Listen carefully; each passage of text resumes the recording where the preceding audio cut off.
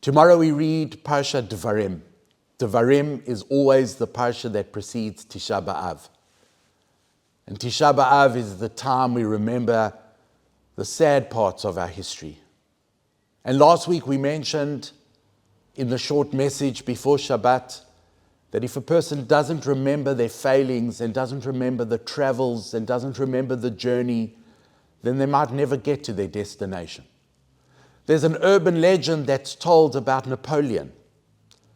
That Napoleon walked into a shul, and it happened to be Tisha B'Av. And he saw all the Jews sitting on the ground wailing and crying over their books. And he said, "Oi," well, however you say that in French. "Oui, what happened? Why are they all crying?" And someone said to him, "No, they are mourning the destruction of the temple." So Napoleon was aghast. He said, "I never heard about this. When did this take place?" And they said, no, it happened 1,700 years ago. And Napoleon said, again in English, I paraphrase, "Certainly a people which has mourned their loss of their temple for so long will survive to see it rebuilt." It's a great story, probably never happened, but the message is very clear. And that is we've got to remember every step of the journey that we take in life in order to make the destination that we're trying to make. Now, you know that Tisha B'Av and Pesach, the first night of Pesach, always falls out on the same day of the week. So Pesach, if you remember, was Saturday night, Sunday, 2025, and therefore Tisha B'Av is Saturday night and Sunday in August. And there's a connection between Pesach and Tisha B'Av. It's quite a distant relationship, but bear with me. After we make Kiddush on Pesach at the Seder, we don't even start reading the Haggadah and eventually getting to eating the matzah and the maror. We stop and we dip vegetables in salt water. That's called karpas. It is in such a weird place in the Seder.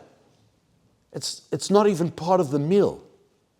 What is that about? And the usual answer is that, no, we do it so that the children will ask questions. And the answer is that karpas has the same word as the ketonet pasim, the technicolored coat that Jacob gave to his favorite son, Joseph. And what happened over there? They pretended to murder their brother while they really sold him into slavery. And he went down to Egypt, and they took his ketonet pasim, his coat, and they dipped it in blood. And we recall that every Pesach before we even start. Because how did we get to Egypt in the first place? Because brothers couldn't get on with each other. And they dipped his coat in blood, and therefore we take karpas, because it sounds the same. It's a vegetable that sounds the same as ketonet pasim. And we dip it in salt water, because we're trying to remember that we wouldn't have to sit through the whole Seder if brothers could just get on. Now let's get to Tisha B'Av. The reason we're still in Galut, the reason we're still suffering, the reason we're still under the Roman, believe it or not, the Roman Galut, the Roman exiles, since they destroyed the temple in the year 70 of the Common Era, almost 2,000 years ago. The reason we're still in this predicament is because we don't get on with each other.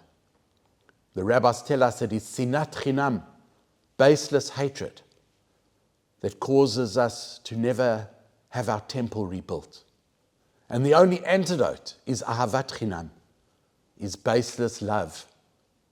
Just to love another Jew for no reason, but merely because he's a Jew. And therefore, at the beginning of Pesach, we recall this.